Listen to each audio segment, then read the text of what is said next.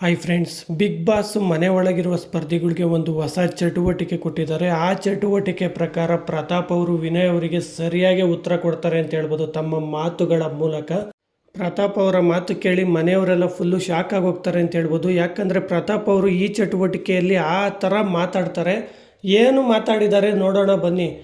ವಿನಯ್ ಅಣ್ಣ, ನೀವು ಹತ್ರ ಅದು ಪ್ರೀತಿ, ನಾವು ನಮ್ಮ ತಂದೆ ತಾಯಿನ ನೆನೆಸ್ಕೊಂಡತ್ರೆ ಅದು ಸಿಂಪತಿನ, ಇದಕ್ಕೆ ನೀವು ಇವತ್ತು ಉತ್ತರ ಕೊಡಲೇಬೇಕು ಅಂತ ವಿನಯ್ ಅವರಿಗೆ ಪಟ್ಟಿಡ್ದು ಕೇಳ್ತಾರೆ ಅಂತ ಹೇಳ್ಬೋದು.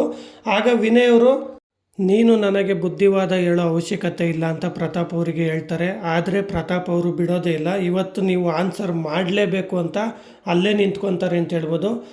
ನೆಕ್ಸ್ಟು ಕಾರ್ತಿಕ್ ಅವರು ಹೋಗ್ತಾರೆ ಈ ಚಟುವಟಿಕೆಯಲ್ಲಿ. ಕಾರ್ತಿಕ್ ಅವರ ಮಧ್ಯೆ ಮತ್ತು ಸಂಗೀತ ಅವರ ಮಧ್ಯೆ ಒಂದಷ್ಟು ವಾದ ವಿವಾದಗಳು ನಡೀತವೆ ಮತ್ತು ಇವರಿಬ್ಬರು ಜಗಳಕ್ಕೆ ನಿಂತ್ಕೊತಾರೆ.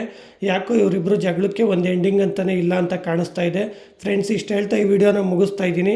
ಈ ವಿಡಿಯೋ ಬಗ್ಗೆ ನಿಮ್ಮ ಅಭಿಪ್ರಾಯನ ಕಮೆಂಟ್ ಬಾಕ್ಸ್ನಲ್ಲಿ ತಿಳಿಸಿ.